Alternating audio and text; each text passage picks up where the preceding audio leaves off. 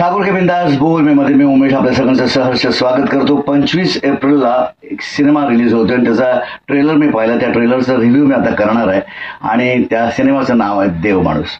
महेश मांजरेकर, रेणुका शहाणे, सुबोध भावे असे अनेक कलाकार आपल्याला या सिनेमामध्ये बघायला मिळणार आहेत। पिक्चरचं नाव आहे देव माणूस। आता देव माणूस म्हटल्यानंतर काय असू माणूस चांगला आहे, सज्जन असेल असाच आपला सगळ्यांचा समज होतो या टायटलवरून।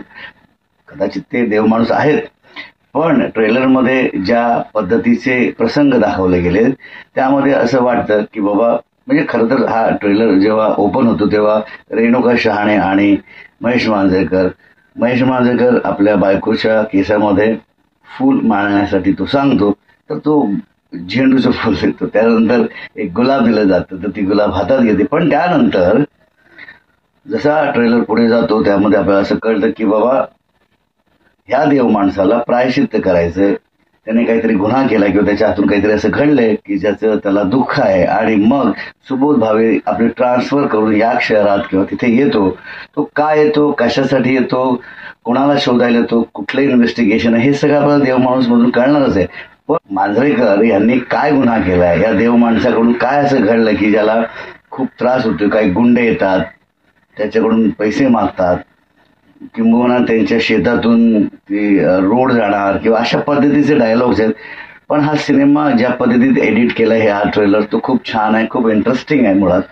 तर हा देव माणूस म्हणजे जुना फर्निचर आल्यानंतर देव माणूस येतोय त्याच धर्तीचं त्याच पद्धतीचं एक आहे। पण जुना फर्निचर वेगळा सिनेमा होता, हा सिनेमा वेगळा आहे। हा भक्तिमय आणि सोशल फिल्म आहे, फॅमिली फिल्म आहे। देव माणूस देवाला भेटायला पंढरपूरला जातो का, तो का जातो, त्याची भेट विठ्ठलाशी होते का, असे अनेक प्रश्न आपल्या समोर आहेत हा ट्रेलर बघितल्यानंतर। कारण रेणुका शहाणे म्हणतात की मी येऊ शकत नाही, तर ते वारीला कशाला जाऊ इच्छितात किंवा काय असा प्रॉब्लेम आहे जो प्रॉब्लेम त्यांना फेस करायचा आणि ते फेस करू शकत नाहीत। तर महेश मांजरेकर काय करतायत, कशासाठी वारीला जात आहेत किंवा काय गुन्हा केलाय, या सगळ्या प्रश्नांची उत्तरं आपल्याला मिळणार आहेत जेव्हा हा सिनेमा रिलीज होणार आहे तेव्हा। तर या एप्रिलमध्ये आपल्याला देव माणूस बघायला मिळणार आहे आणि ते साकारणारे महेश मांजरेकर आहेत। त्यामुळे हा सिनेमा जरा वेगळा आहे। डिरेक्शन पॉइंटनी जर विचार करायला गेला तर खूप छान डिरेक्शन झालेलं आहे असावं, कारण की ट्रेलर खूप छान कापला आहे। सो त्याचं म्युझिक, त्याचे डायलॉग्स, एकंदरीत स्क्रीन प्ले हा वेगळा आहे आणि हा वेगळा सिनेमा बघायला आवर्जून जा। मी ठाकूर के बिंदास बोल मधून पुन्हा एकदा सांगतो, देव माणूस बघा। मराठी सिनेमे बघितले पाहिजेत, चांगले सिनेमे येतात तेव्हा बघायला काय हरकत आहे, बघा ना। कारण की काय ऑडियन्स थिएटरमध्ये जात नाही, त्याच्यामुळे मराठीला जास्त बुकिंग होत नाही, मग थिएटरवाले सिनेमा उतरवतात। तर अशी वेळ येऊ देऊ नका, आपली सगळ्यांची जबाबदारी ना सिनेमा बघण्याची।